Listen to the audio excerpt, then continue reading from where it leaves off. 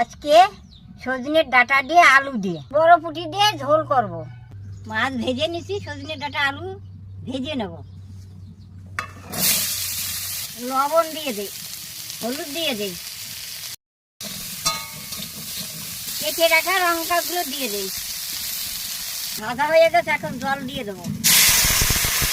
আর একটু করে লবণ দিয়ে দেই, একটু হলুদ দিয়ে দেই, ঢাকা দিয়ে দেই।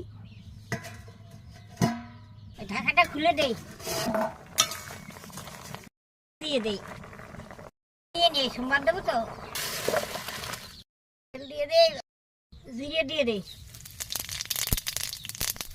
পেঁয়াজ দিয়ে দেই, তরকারি ঢেলে দেই। আবার ঝোল হয়ে গেছে, নামিয়ে নেই। সজনের ডাঁটা যেমন মাছের ঝোল হয়ে গেছে। ভালো লাগলে লাইক কমেন্ট করে দেবা।